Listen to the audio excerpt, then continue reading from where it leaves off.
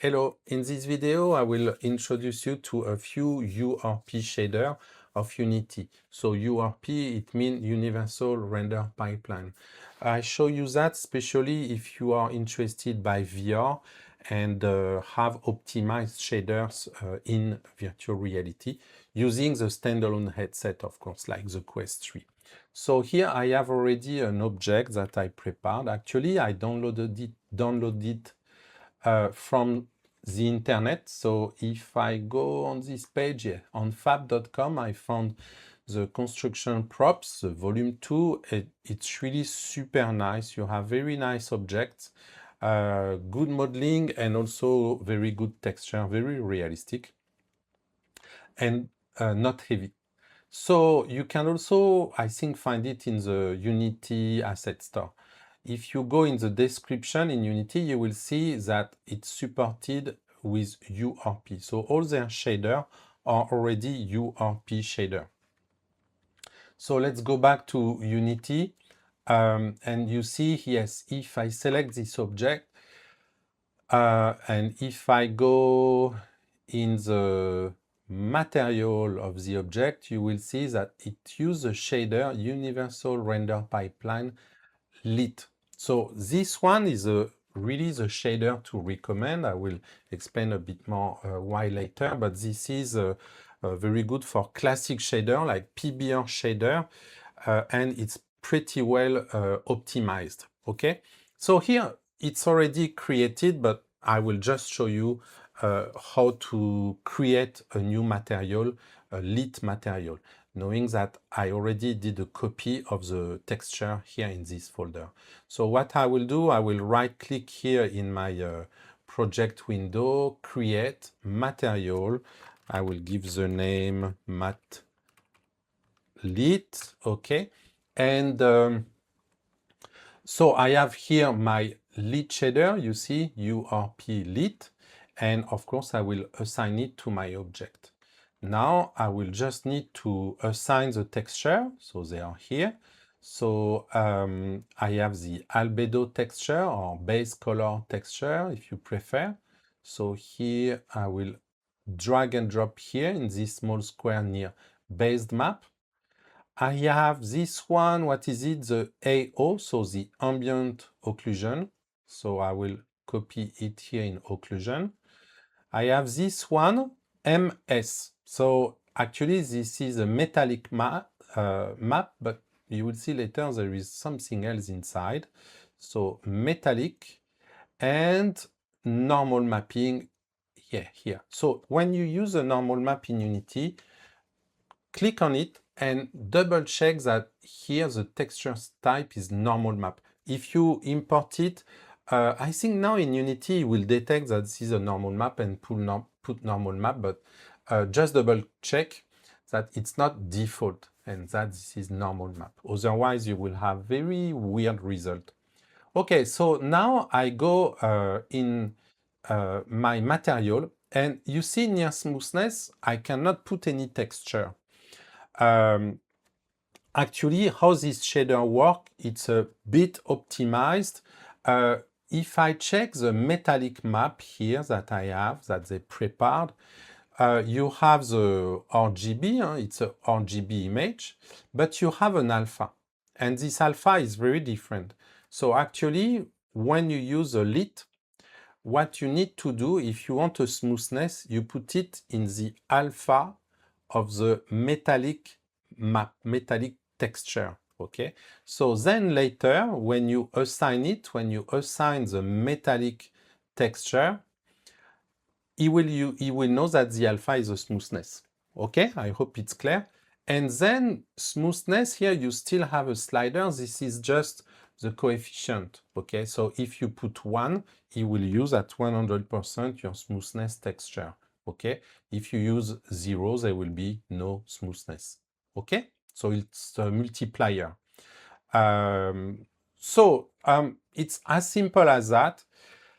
Again, this lit is the best to use if you have a project with PBR, but there are other shader. So there is, for example, the shader graph.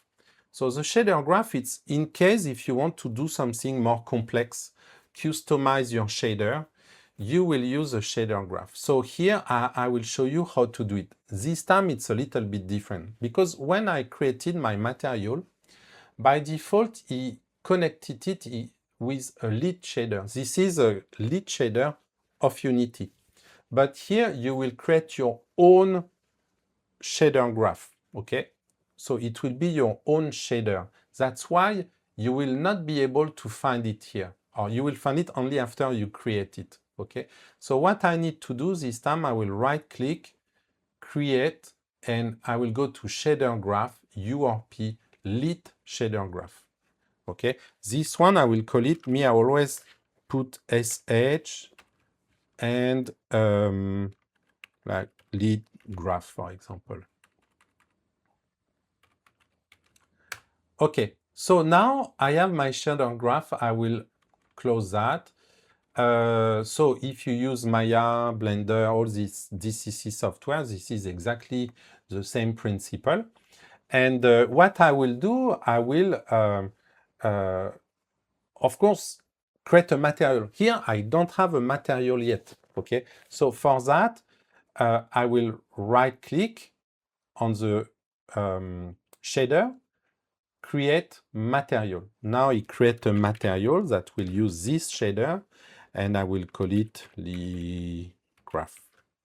Okay, and this is this material that you will assign to the object. So here, this graph is already open here.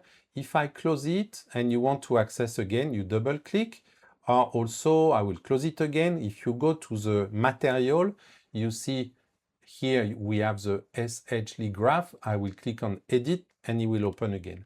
And here, if you know a bit about material, shader, but it's very simple. I will just load this texture here and I will connect them. Okay, so perhaps I will make that a bit bigger. So here we have the albedo. I will connect it to the base color. I don't need to see it. I will just close that. So this one is, which one is it? This one. This is a AO. So here AO, I will connect it to ambient occlusion. Okay. We have this one. This is a metallic. So I connect the RGB to metal. And you remember the alpha will be used for the smoothness. Okay. And the last one is my normal mapping. So here I connect it to normal. Okay, so I will just put them in the good order. It will be nicer. Okay, so now if you go back to scene, there is no effect. When you work with the shader graph, you need to click on save. Okay, and only now you will see the result. So here we have exactly the same result that with the previous material. But the thing is, here, if you want, you can change and make your shader graph much more complex, okay? I will just show you a tip, again, if it is the first time you use this shader graph. Where is it? Here. The problem is here, if I want to modify the texture, for example, if I select here, in the inspector, the material, I cannot do anything. I can change it only if I open the shader. So it's not very convenient. Sometimes it will be good, sometimes only, if you can modify it directly in the inspector. So what you can do here, I will add in this part. So this one, I got it clicking here. This is a blackboard. I will click on texture 2D. I will call it albedo. I do again texture 2D metal. Okay, oh, I didn't write it well. I will correct later. Texture 2D normal and another texture 2D AO. Okay, so here if now I save it, if I go to my scene and I select my object, my shader, you will see now in the inspector, I have the possibility to drag and drop some texture here. Okay, so it's just to show you, but I must finish this part. So here, what I will do, because if I put a texture here, it will have no effect. These things are linked to nothing. Okay, so what I'm going to do, I will put this different parameter here, this different so far empty texture, and I will connect them to these nodes. Okay, so here we add the nodes of the albedo. So what I will do, I will just open that, connect it to the texture. Okay, so now this albedo will use the texture that come from this node, that is this one. Okay, I will do the same for the metal. So metal, I didn't write it well, so I will go here and click and change the name metal. Okay, and close that. So metal, it was this one. So here I will open that, metal. And this one is a normal, connect normal. And the last one here, this is a AO. Yeah, done. So now I will save. And now in my scene, okay, I can put the textures. Okay. So here, for example, I select my material and I will put the albedo here. Okay, I will put the metal. Metal is this one, ambient occlusion and normal mapping. Okay. So, but what you can also do, because you see, so I will undo, by default it was pure black color. So that, it depends on how you want to work, how you organize with your team. But what you could do, this is why not say, okay, by default, I will use this texture here that I am in the bottom. So here, I will go here, okay, in this property. So I select this albedo, I click property, and I will drag and drop here. Default value, the default texture will be that. Normal, the default texture will be this one. Metal, default texture will be this one. And AO, default texture. So now I save. And now, actually, I don't need to go back to this shader. Here we have the object. If I select the material here, I see the texture that I put before in the shader graph, okay, the preset. But of course, I can change them. So here, if I go to, if I search, for example, alb for albedo, I can put a new texture here. So I will override what I created in the shader graph. Okay, so I will undo that. And so again, the interest of doing that, it's really, you will have a shader that you can edit and make it more complex. Okay, if it's to do exactly that, you don't need the lit do it very well. So it's only if you want to customize your lit shader.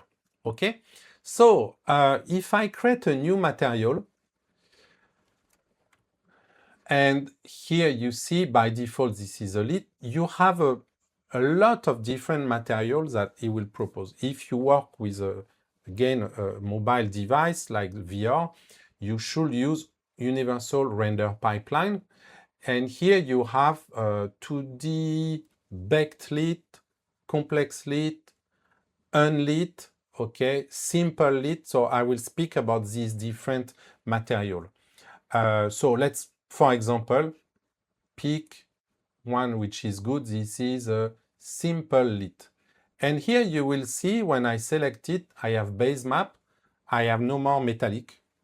I have specular instead. I have normal, okay? So here we have less parameter. It's a simplified lit. So why? let's open this page. Here I created a table with what I think are the best URP shader to use if you do VR. So we saw the lead shader, okay? It's PBR, very good. If your object is not metallic, probably you use something else, okay? But if you want to customize, you cannot use this one. So then if you want to customize, you use a lead shader graph. So this is a top one. You can do anything, but of course, it's a bit heavier than the lead. Lead is optimized. Lead shader graph is less optimized. So it will take more time to render. After you have the simple lead. So what it does, the basic things, but it's not PBR. So it means metallic map, smoothness map, AO map, high map, no. It will just be a specular map. And of course, you cannot customize it. So, but in many cases, if you don't need to do something super realistic, it will do the job. And of course, it will be faster than the lead. Something even more fast, this is a baked lit. So this one will use the albedo, no transparency, no alpha, no real-time lighting, okay? But you can use the baked lighting, okay? And light probes, but it cannot resave shadow, it will not manage a normal map, and not all the PBR map. So it's very limited, okay? It's clearly for matte static object who will use a light map, okay?